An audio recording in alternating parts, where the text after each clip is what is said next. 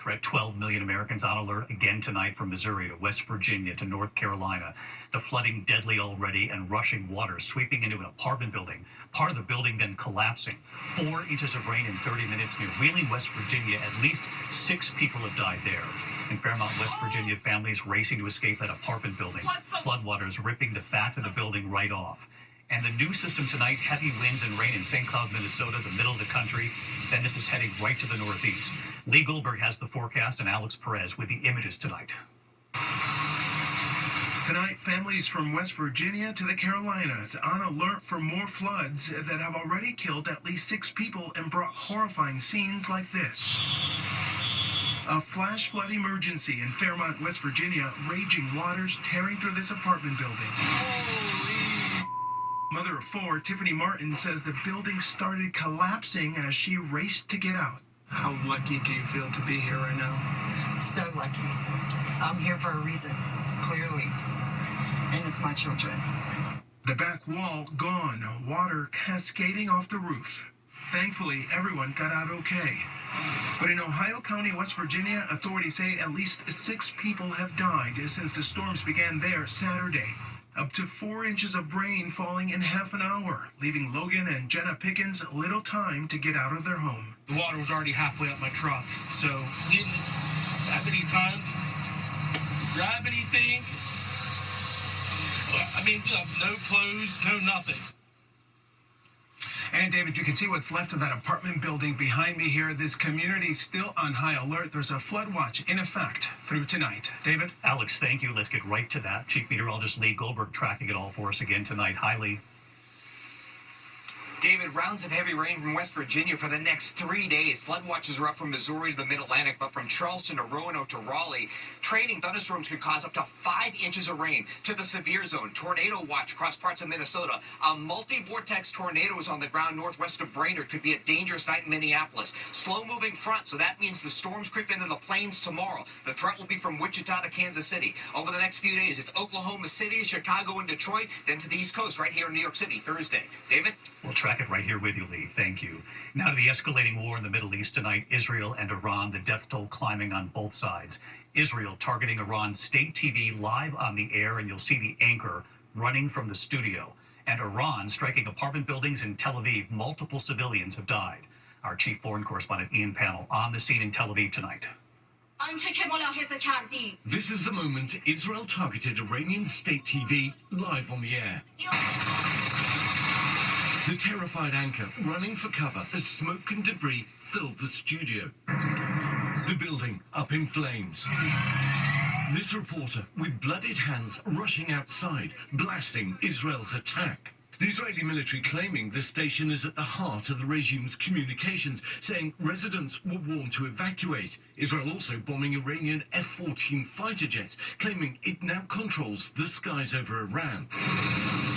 But the Iranians unleashing their own blistering missile barrage into the heart of Israel. Videos posted online showing deadly strikes on residential apartments, eviscerating parts of downtown Tel Aviv. You can see the devastating impact of this Iranian ballistic missile strike. This was a residential apartment block, not a military target, and it's been totally devastated. The pre-dawn attack leaving residents in shock. The building shook. It was a big bang. It fell. At least 24 people killed in Israel, more than 220 in Iran, in a deadly conflict that shows no signs of ending.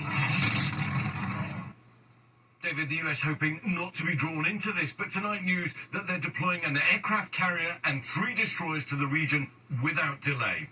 David? Ian Pennell from Tel Aviv. Ian, thank you. Tonight, ABC News one-on-one with Israeli Prime Minister Benjamin Netanyahu from an undisclosed location in Israel.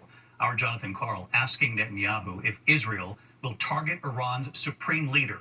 Netanyahu's answer making global headlines tonight.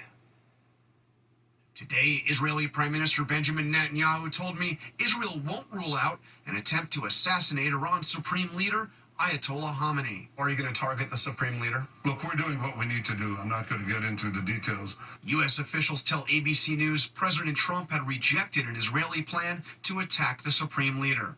Do you understand his concern? My understanding is his concern is that this would escalate the conflict beyond where it is already. It's not going to escalate the conflict. It's going to end the conflict. John, this was really something. Prime Minister Netanyahu appearing to leave open the possibility of targeting Iran's supreme leader. David, he made it very clear that targeting the supreme leader for assassination is very much on the table. He also dismissed reports that Iran is seeking an end to hostilities and a resumption of those nuclear talks. He told me those would be fake talks at this point that Iran would use to lie, cheat, and string along the United States. Right. David? Jonathan Carl with the interview tonight. John, thank you. President Trump, meanwhile, with world leaders at the G7 summit in Canada, speaking on the Israel-Iran war with a message for Iran. They have to make a deal, and it's painful for both parties, but I'd say Iran is not winning this war, and they should talk, and they should talk immediately before it's too late. So let's bring in Rachel Scott reporting live from the G7. And Rachel, the leaders there putting together a statement tonight urging de-escalation between Israel and Iran. President Trump refusing to sign on? Yes, David, and the president was welcomed to the G7 summit by Canadian Prime Minister Mark Carney. The world leaders that are gathered here are working on that draft statement, calling on Iran and Israel to de-escalate the conflict. But I'm told at this point the president does not see any issue in signing this because he's already made his position on this very clear publicly, David. Rachel Scott live in Canada tonight. Rachel, thank you. When we come back here, the breaking news in the case of actor Matthew Perry, what we've learned from the DOJ tonight. Also, the Diane Sawyer exclusive tonight, Diane, with Grey's Anatomy star Eric Dane. His role, those iconic scenes known by millions of fans. Tonight, his emotional first television interview since revealing his battle with ALS. And the most important thing for him now in this deeply personal fight. In a moment. Tonight, there's news in the case involving the death of actor Matthew Perry. You'll remember he died of a ketamine overdose in October of 2023. Tonight, the Justice Department now saying Dr. Salvador Plasencia, one of two doctors accused of supplying the actor with the drug, has agreed to plead guilty to 4 counts of distribution of ketamine. The charge carries a maximum sentence of 40 years in federal prison. Tonight in New York, a disturbing attack at the criminal courthouse in Lower Manhattan. Authorities say surveillance video shows 2 court officers slashed by a suspect while scanning people into the building. One officer cut in the face, the other on the neck. The suspect in custody. The officers are in stable condition. When we come back here, Diane Sawyer's exclusive interview with Grey's Anatomy star Eric Dane. His battle with ALS in this interview is deeply moving. To the Index, Dodgers star Shohei Ohtani making his long-awaited return against the Padres tonight, pitching for the first time since injuring his arm in August 2023 when he was with the Angels. Also, first time pitching for the Dodgers tonight. Reports prices for tonight's game have soared 174%. New U.S. Open champ J.J. Spawn celebrating the putt of a lifetime. Playing through the rain, the 18th and final hole right here. He sank a 64-foot putt, a come-from-behind win. Look at that. His first major. Spawn tonight calling it a fairy tale ending, and it was. When we come back here tonight, Diane Sawyer and Grey's Anatomy star Eric Dane. His battle with ALS and what's most important to him in this moment. Funny tonight, Diane Sawyer's deeply moving interview with Grey's Anatomy star Eric Dane amid his battle with ALS. His determination, his bravery. There he is, the blue eyes, the sly smile. Eric Dane arrives at Grey's Anatomy. It doesn't take long before he'll be immortalized as Dr. McSteamy. He became a star and stunned the 23 million people who were watching this scene. Oh. This is awkward.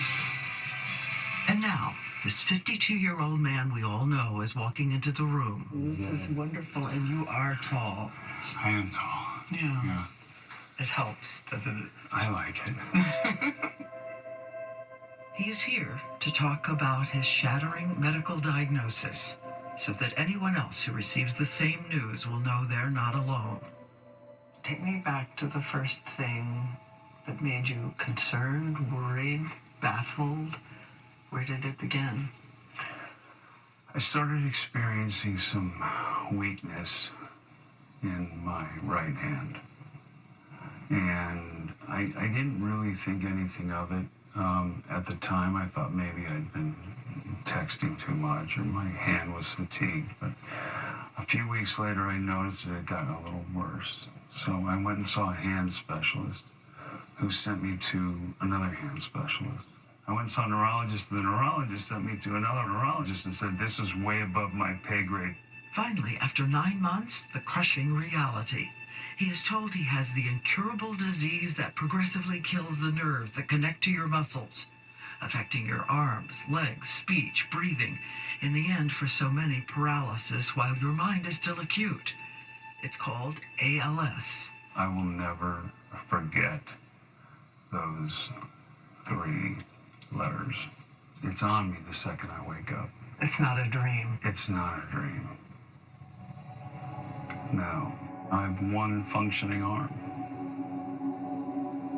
My dominant side Is your right side? Yeah, my left side is functioning. My right side is completely stopped working. And then your left arm is fine? No, it's going.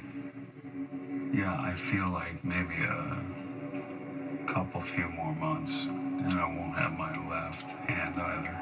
It's sobering. He says he's walking fine, but thinking about his legs. Is that what you're worried about next, your leg? Yeah. Yeah, I'm worried about my legs. And, always on his mind, his family with actress Rebecca Gayheart. The couple once separated, but now are close. Their 2 daughters are 13 and 15 years old. He says he is going to keep fighting this disease for the life he loves every single day. I don't think this is the end of my story. I just don't feel like, in my heart, I don't feel like this is the end of me. I mean, I really, at the end of the day, just all I want to do is spend time with my family and work a little bit if I can. And make sure that you tell them that you love them. Every day. Every day. They're loved. They know it. Eric Dane and his bravery. Diane back on GMA tomorrow with Eric and his doctor, what we can all learn about ALS. Look, real New Yorkers know the loudest guy in the block, never the toughest. Tough was taking on party bosses to save rent stabilization laws, fighting corruption as controller, And saying no to Cuomo's vicious budget cuts. That is tough. As mayor, I'll turn my experience into action. Build new apartments at below market rent to make our city more affordable for families, not billionaires. And keep this schmuck out of our business. Tough is putting New Yorkers first, like a mayor should. Paid for by Stringer NYC.